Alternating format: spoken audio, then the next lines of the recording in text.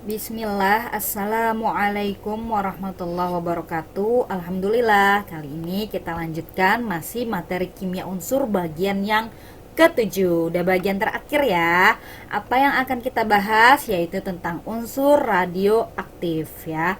Ada baiknya sebelum kita mulai belajar, kita berdoa dulu ya. Robbi zidni ilman, ya Robku tambahkanlah kepadaku ilmu pengetahuan. Dan jangan lupa ketika kalian menyimak video ini sampai selesai, dicatat ya, ikatlah ilmu dengan menulisnya. Nah, dari pertemuan pertama kita udah belajar gas mulia, golongan halogen, golongan alkali tanah. Periode ketiga kemarin sudah, periode keempat unsur transisi, dan terakhir unsur radioaktif bagian yang ketujuh. Nah, sebelumnya kita akan bahas apa-apa aja poin yang akan dibahas di unsur radioaktif ini. Yang pertama tentang apa sih pengertian unsur radioaktif, sinar dan partikel radioaktif, pita kestabilan, reaksi inti, waktu paruh, dan kegunaan serta bahaya unsur radioaktif. Nah, ini salah satu penampakan unsur radioaktif ya, yaitu uranium. Nah, kita lanjut ke di mana sih letak unsur transisi dalam sistem periodik unsur. Unsur transisi terletak di bagian bawah pada sistem periodik ya, biasanya yang di bawah-bawah ini termasuk yang ini ya. Nah, ini letak unsur radioaktif ya. Nah, ini salah satu penampakan unsur radioaktif yaitu radium ada di mana? Di golongan yang ke-2A. Itu salah satu unsur radioaktif. Nah, kita lanjut ke pengertian dan sifat-sifat radioaktif. Pengertian unsur radioaktif atau zat radioaktif adalah unsur-unsur yang intinya, inti atom itu ada apa? Ada proton dan neutron. Jadi nanti dilihat proton dan neutronnya ya, karena di inti atom itu adanya proton dan neutron. Nah, intinya ini tidak stabil. Karena tidak stabil, nah nanti dia otomatis dapat memancarkan sinar aktif. Sinar aktif itu disebut sebagai partikel radioaktif atau sinar radioaktif ya. Nah, sifat-sifat radioaktif apa aja? Nah, sinar radioaktif tidak akan bisa dilihat dengan kasat mata ya, sinarnya. Nah, sifat-sifat yang sejauh ini ditemukan pada sinar radioaktif yaitu apa? Sinar radioaktif nanti bisa menghitamkan plat film, mengalami ionisasi gas yang dilewatinya, mempunyai daya tembus besar atau dapat menembus logam-logam besar, mengalami fluoresensi atau memendarkan benda berlapis Zn, dan dapat dibelokkan dalam medan magnet atau medan listrik. Nah, ini salah satu penampakan unsur radioaktif juga ya, yaitu polonium atau Po. Nah, ini lambang dari zat-zat radioaktif seperti itu. Kita lanjut ke sinar radioaktif itu apa aja ya. Yang disebut sinar radioaktif itu ada sinar alfa, sinar beta, sinar gamma. Ini lambangnya, alfa itu muatannya 42, artinya masanya 4, nomor atomnya 2. Dia sama dengan helium ya. Helium kan masanya 4, nomor atomnya 2. Nah, beta muatannya itu 0-1 atau sama dengan elektron ya, 0-1. Sinar gamma itu muatannya 0, nomor atomnya 0 ya. Nah, sinar alfa dia dibelokkan ke kutub negatif karena alfa bermuatan positif ya. Nah, kalau sinar beta dia dibelokkan ke kutub positif karena dia bermuatan negatif. Sedangkan sinar gamma tidak dibelokkan medan listrik karena tidak ada muatan. Nah, daya ionisasi sinar alfa lebih besar dari beta, beta lebih besar dari gamma. Sedangkan daya tembus yang terbesar itu sinar gamma, daya tembusnya. Gamma lebih besar dari beta, beta lebih besar dari alfa ya. Nah, yang disebut partikel radioaktif apa partikelnya? Di sini ada proton, ada neutron, elektron, positron, deuteron, dan triton. Proton itu muatannya 1, atasnya 1, bawahnya 1. Dia sama dengan hidrogen. Masanya 1, nomor atomnya 1. Neutron lambangnya N kecil, masanya 1, nomor atomnya 0 atau protonnya 0 ya. Elektron sama dengan beta 0-1 ya. Positron muatannya 0+1 atau disebut beta positif ya. Deuteron muatan masanya 2, protonnya 1. Triton masanya 3, protonnya 1. Ini partikel radioaktif. Kalau sinar radioaktif, sinar alfa, beta, dan gamma seperti itu. Kita lanjut ke pita kestabilan. Nah, nanti unsur-unsur yang stabil akan berada di pita kestabilan, yaitu daerah di mana atom-atom atau isotop-isotop berada dalam kestabilan ya. Pita kestabilan yang mana nih? Yang titik-titik ini. Ini pita kestabilan ya. Nah, nanti unsur dengan nomor atom kurang dari 20 ya, kira-kira nomor atom yang kurang dari 20 yang mana? Ini nih, ini nomor atom yang kurang dari 20 berarti yang ke arah sini ya, ke arah sini. Nah, dia itu stabil kalau N dibagi P sama dengan 1. Ini kan lambang unsur X, ada A, ini Z ya. A ini sama dengan nomor massa ya. Z sama dengan apa? Nomor atom atau disebut juga proton. Nah, N ini neutron. Neutron itu didapat dari nomor massa dikurang proton ya. Nanti kalau N per P, neutron dibagi proton ya, sama dengan 1, berarti dia stabil untuk unsur-unsur yang nomor atomnya kurang dari 20.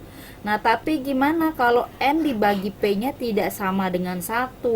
Contohnya ini N per P, kalau lebih dari 1 ya, nah dia akan stabil jika memancarkan alfa atau neutron. Nah, di daerah yang mana? Di daerah yang ini ya, dia akan stabil kalau memancarkan alfa atau neutron. Nih, yang N per P nya sama dengan 1 ya. A kurang Z kan ini N, Z itu sama dengan proton, Z sama dengan proton, N per P sama dengan 1. Ini garis yang ini yang lurus ya. Nah, kalau N per P nya kurang dari 1 gimana? Dia akan stabil jika memancarkan positron atau menangkap elektron. Nah, yang mana? Daerah yang ini ya. Nah, ini yang N per P nya kurang dari 1, artinya jumlah protonnya banyak. Kalau daerah yang di sini, ini jumlah neutronnya yang lebih banyak. Seperti itu. Kalau daerah yang ini N per P nya sama dengan 1, artinya neutronnya sama dengan protonnya ya. Nah, ini yang titik-titik ini pita kestabilan. Nah, gimana kalau unsur dengan nomor atomnya lebih dari 20 kurang dari 83? Nah, dia akan stabil jika N dibagi P-nya, neutron dibagi protonnya kisaran antara 1,25 sampai 1,5. Nah, untuk unsur berat gimana dengan nomor atom lebih dari 83? Nah, ini yang lebih dari 83 yang ini nih, pita kestabilannya kan terputus di sini karena Z lebih dari 83. Nah, semua yang nomor atomnya lebih dari 83 ini tidak ada yang stabil. Dan isotop ini secara otomatis memancarkan alfa. Nah, di sini ya, daerah yang lebih dari 83 ini kan terputus pita kestabilannya karena tidak ada yang stabil dan dia secara spontan memancarkan alfa atau helium agar lebih stabil seperti itu.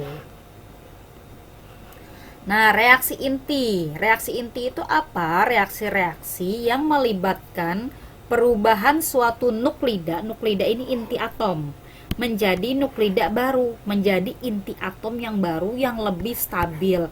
Jadi bedanya unsur-unsur radioaktif dengan unsur-unsur yang telah kita bahas sebelumnya, unsur radioaktif ini bisa berubah menjadi inti atom yang baru agar lebih stabil ya. Nah, dia bisa berubah secara otomatis.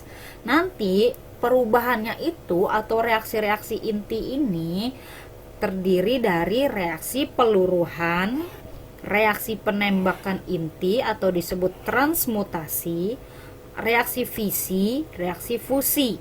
Nah, bedanya apa? Kalau peluruhan dia secara otomatis berubah menjadi inti atom lain dengan memancarkan sinar atau partikel radioaktif. Contohnya di sini uranium berubah menjadi inti Pb. Inti uranium berubah menjadi inti Pb dengan memancarkan 8 buah helium atau alfa dan 6 buah elektron atau sinar beta. Nah, intinya reaksi kimia itu ruas sebelah kiri tanda panah harus sama dengan ruas sebelah kanan ya. Apanya yang sama? Yaitu nomor masanya ya, nomor massa itu si Z, A lambangnya. A di kiri harus sama dengan A di kanan ya. Nomor massa kiri sama dengan nomor massa kanan. Nomor atom kiri, nomor atom itu Z atau P proton ya, sama dengan nomor atom atau proton kanan. Jumlahnya harus sama. Contohnya di kiri ini uranium 238. Nah, di kanan jumlahnya kalau kita totalin juga harus 238. Nah, kita totalin nih 206 ditambah 8 kali 4 32 ditambah 6 kali 0 0 ya. Kalau kita tambah berarti 238 sama kanan dengan kirinya ya. Nah, protonnya di kiri totalnya 92, di kanan kita tambahin 82 ditambah 16 ditambah min 6. 82 ditambah 16 ya 98 ditambah min 6 berarti dikurang 6 92 totalnya sama dengan di kiri. Intinya harus sama ya reaksi kimia. Apanya yang sama?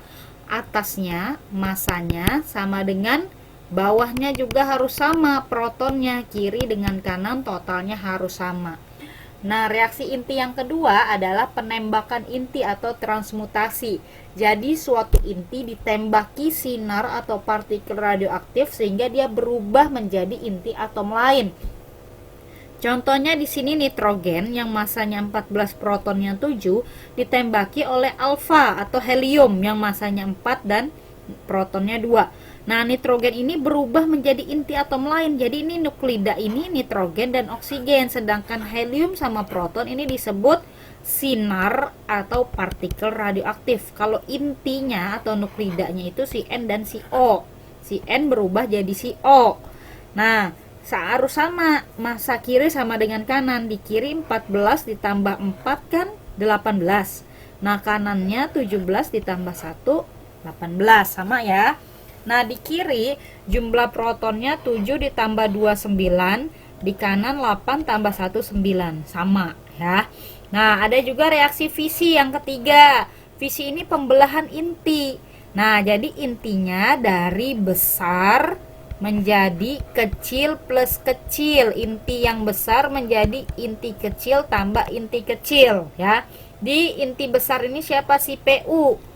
Berubah menjadi inti yang lebih kecil yaitu Kr dan Ce. Sedangkan N, neutron dan hidrogen ini disebut partikel radioaktif. Kalau inti atomnya atau nuklidanya ini si Pu berubah jadi Kr dan Ce ya. Nah, yang atas harus sama, 239 tambah 1 kan 240. Nah, tambahin kanannya juga 94 tambah 144 ditambah 2. Nanti jumlahnya juga 240. Sama ya. Nah, protonnya sekarang yang di kiri 94 tambah 0 94. Di kanan kita jumlahin juga harus 94. 36 ditambah 58 ditambah 0. Jumlahnya sama 94 ya. Nah, ada lagi yang keempat reaksi fusi. Fusi ini kebalikan fisi. Fusi ini penggabungan inti, berarti nanti inti kecil tambah inti kecil menjadi inti yang lebih besar dengan melepaskan partikel radioaktif dan sejumlah energi ya. Nah, ini inti kecil hidrogen yang masanya 3 dengan hidrogen yang masanya 1 berubah menjadi inti helium. Helium yang masanya 4 protonnya 2 dengan memancarkan neutron dan sejumlah energi ya. Kita lihat massa di kanan 3 tambah 2 5, massa di kiri. Massa di kanan 4 tambah 1 5. Proton di kiri 1 tambah 1 2. Proton di kanan 2 tambah 0 2. Sama ya. Jadi nanti reaksi inti ada 4, peluruhan, penembakan atau transmutasi, reaksi fisi, dan reaksi fusi. Nah, kita masuk ke waktu paruh. Waktu paruh itu apa? Waktu yang dibutuhkan zat radioaktif agar jumlahnya menjadi setengah dari semula ya. Rumusnya ini ada N per T sama dengan setengah pangkat T per T setengah. Jadi waktu paruh itu lambangnya T setengah ya. Ini lambangnya bukan T kali setengah, bukan, tapi lambangnya T setengah. Itu lambang dari waktu paruh ya. T setengah lambang dari waktu paruh. Atau bisa juga AT per A0 sama dengan setengah pangkat T per T setengah. Bedanya ini A, ini N ya. Kalau N itu massa, kalau A itu aktivitasnya. Misalnya berapa persen gitu ya. N0 ini massa mula-mula, kalau A0 berarti aktivitas mula-mulanya. T ini waktu peluruhan, waktu dia berubah menjadi inti atom lain. Nah, NT ini massa sisanya. Kalau AT berarti aktivitas sisanya. Seperti itu. Nah, kita masuk ke kegunaan atau manfaat dari unsur radioaktif ya. Banyak manfaatnya. Ini beberapa aja yang dicantumin. Contohnya iodium I313, artinya iodium yang massanya 131. Ini mencari ketidaknormalan pada tiroid atau kelenjar tiroid atau kelenjar gondok ya. Nah, di bidang hidrologi dapat digunakan untuk mengetahui kecepatan aliran sungai. I yang masanya 1, 2, 3 disuntikan pada pasien untuk mengetahui adanya gangguan ginjal. Karbon yang masanya 14 untuk mengetahui hubungan ketidaknormalan yang berhubungan dengan diabetes dan anemia ya. Kromium Cr51 untuk keperluan scanning limfa. Se75 untuk scanning pankreas, teknetium untuk scanning tulang dan paru-paru, scanning kerusakan jantung, menyelidiki kebocoran aliran bawah tanah, Ti201 untuk mendeteksi kerusakan jantung, digunakan bersama dengan TC99, Ga yang massa 67 untuk keperluan scanning getah bening, Xe133 untuk kesehatan paru-paru, mendeteksi kesehatan paru-paru, Fe yang massa 59 untuk mempelajari pembentukan sel darah merah, natrium yang massa 24 untuk mendeteksi penyempitan pembuluh darah atau trombosit, mendeteksi kebocoran saluran air bawah tanah, menyelidiki kecepatan aliran sungai, di bidang kesehatan untuk mendeteksi gangguan peredaran darah. Untuk radioisotop silikon, perunut radioisotop pada proses pengerukan lumpur pelabuhan atau terowongan. Fosfor 32 di pertanian digunakan untuk memperkirakan jumlah pupuk yang diperlukan tanaman. Di bidang kesehatan digunakan untuk mendeteksi penyakit mata, tumor, dan hati. Karbon yang masanya 14 sama kayak ini ya. Untuk mengukur umur fosil tumbuhan dan manusia dengan pengukuran pancaran sinar beta. Uranium 238 menaksir umur batuan. Uranium yang massa 235 untuk reaksi berantai terkendali dalam PLTN. Kobalt 60 mengontrol pertumbuhan beberapa jenis kanker melalui sinar gamma yang dihasilkan. Isotop O15 menganalisis proses fotosintesis pada tanaman. Isotop O18 di bidang kimia dapat digunakan sebagai atom tracer atau perunut asal mula molekul air yang terbentuk dan mempelajari reaksi esterifikasi. Ke-40 digunakan bersama-sama dengan AR40 ya. Nah, ini salah satu beberapa kegunaan dari radioisotop. Ada dalam bidang kedokteran, bidang kimia, bidang hidrologi, bidang pertanian ya, banyak kegunaan dari unsur radioaktif ya. Tapi ternyata ada bahayanya juga nih zat radioaktif ya. Unsur radioaktif yang mampu secara spontan memancarkan sinar radiasi ini ternyata tidak hanya memberikan manfaat bagi kehidupan manusia, namun juga memberikan resiko yang berbahaya bagi tubuh manusia. Nah, bahayanya apa? Akan terjadi kerusakan genetis, ya, bisa membuat kemandulan pada sistem reproduksi atau terjadi kelainan pada keturunan seperti cacat. Ya, apa aja bahayanya diantaranya? Ini diantaranya ya, yaitu kerusakan lensa mata seperti katarak, resiko kanker darah atau biasa disebut leukemia, terjadi kerusakan kulit atau sarkoma, kerusakan pada sistem saraf, dan kerusakan pada sel pembentuk sel darah merah seperti itu. Nah, biasanya orang-orang yang terlibat dalam unsur radioaktif di dunia, baik ke dunia kedokteran, hidrologi ataupun di bidang nuklir gitu ya, biasanya diharuskan sudah harus mempunyai anak yang bekerja di sana biasanya, karena resikonya akan terjadi kemandulan. Ini udah selesai nih kita membahas unsur-unsur radioaktif ya. Maka apabila engkau telah selesai dari suatu urusan, tetaplah bekerja keras untuk urusan yang lain. Untuk itu mari kita berlatih soal-soal. Kita lanjut ke contoh soal yang pertama. Pada proses reaksi berikut, proses di atas dinamakan apa nih? Ada Al berubah menjadi Mg dengan cara ditembaki partikel radioaktif ya. Ini disebut reaksi penangkapan sinar beta. Kenapa beta? Karena beta kan muatannya 0, beta 0 min 1. Atasnya 236 menjadi Mg juga 236, berarti atasnya ini masanya harus 0 agar massa kiri sama dengan massa kanan. Nah, proton di kiri 13 berubah menjadi 12, agar sama maka massa si X ini min 1. 13 min 1 kan jadi 12 ya, sama. Jadi dia harus menangkap beta agar si Al bisa berubah menjadi Mg. Soal yang kedua, reaksi di bawah ini yang tergolong reaksi fisi. Nah, fisi tadi reaksi apa? Reaksi inti atom besar menjadi inti yang lebih kecil ya. Uranium berubah menjadi MO plus NSN.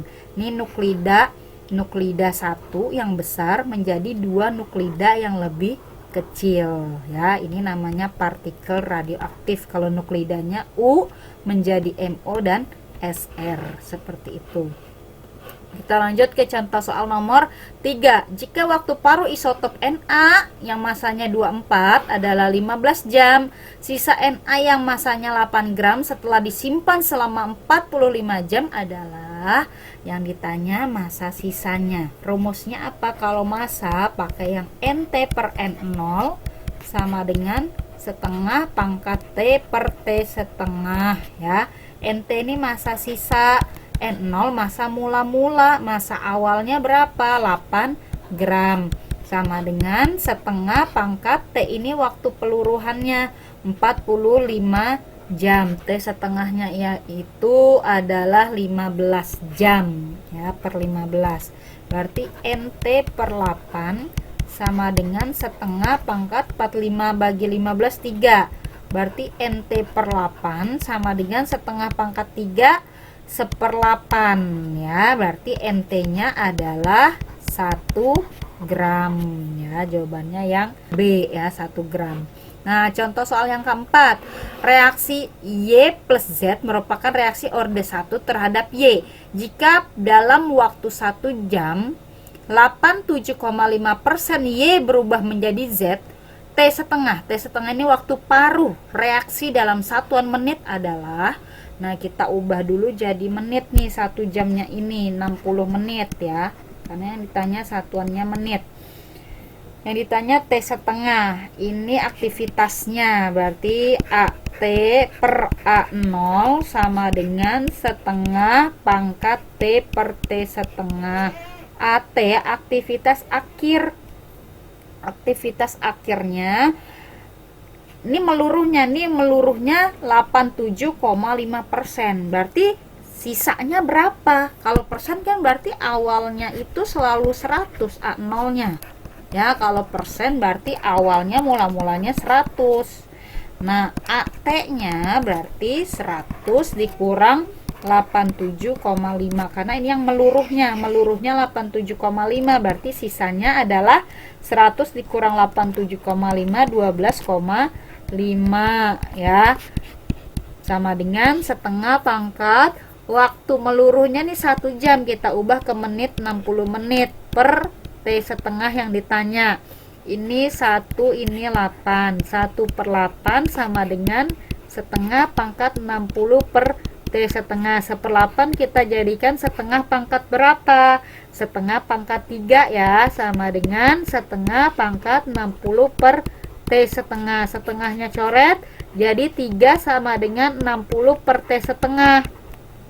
T setengah waktu paruhnya sama dengan 60 per 3, yaitu 20 menit. Jawabannya adalah yang D, seperti itu ya.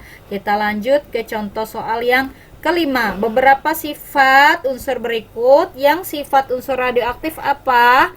Memancarkan radiasi partikel alfa, betul. Reaksinya menyebabkan perubahan inti, betul. Bilangan oksidasi bervariasi, salah. Ini transisi periode keempat. Mengantarkan arus listrik, ini logam. Berarti yang sifat unsur radioaktif 1 dan 2. Contoh soal yang keenam. Berikut ini yang bukan merupakan sifat dari sinar alfa, yang bukan ya. Alfa daya tembusnya lebih kuat dari sinar beta, salah. Alfa ini daya tembusnya paling kecil ya. Alfa lebih kecil dari beta, lebih kecil dari gamma untuk daya tembus. Tersusun dari inti helium, betul. Alfa ini sama dengan helium, masanya 4, protonnya 2. Masanya 4, betul. Bermuatan positif, betul. Memiliki daya ya, bukan data, daya pengion yang lebih besar dari sinar gamma, betul. Kalau daya pengion alfa paling besar, alfa lebih besar dari beta, lebih besar dari gamma. Berarti yang salah adalah yang A, seperti itu. Nomor 7, urutan daya tembus sinar radioaktif yang terbesar ke yang terkecil. Yang besar itu gamma, yang paling kecil adalah alfa. Berarti jawabannya adalah yang C. Nomor 8, jika ditinjau dari perbandingan neutron dan proton, di bawah ini adalah ciri unsur radioaktif kecuali. Radioaktif ini tidak stabil, makanya dia berubah menjadi inti yang lebih stabil.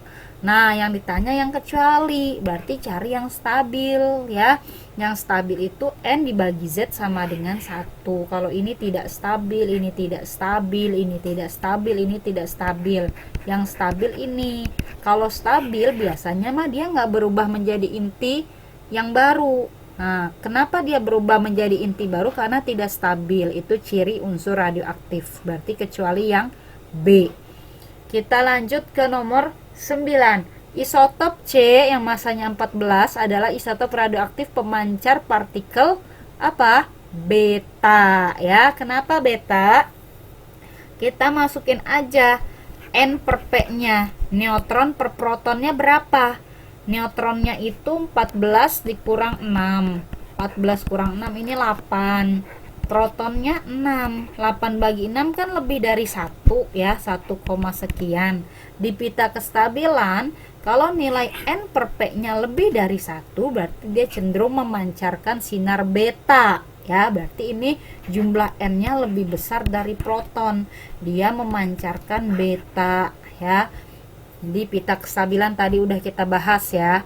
Nah, nomor 10, logam yang sulit ditembus oleh partikel yang dipancarkan unsur radioaktif siapa? Biasanya kan ciri sinar radioaktif dapat menembus logam-logam besar, kecuali logam si Pb yang sulit ditembus.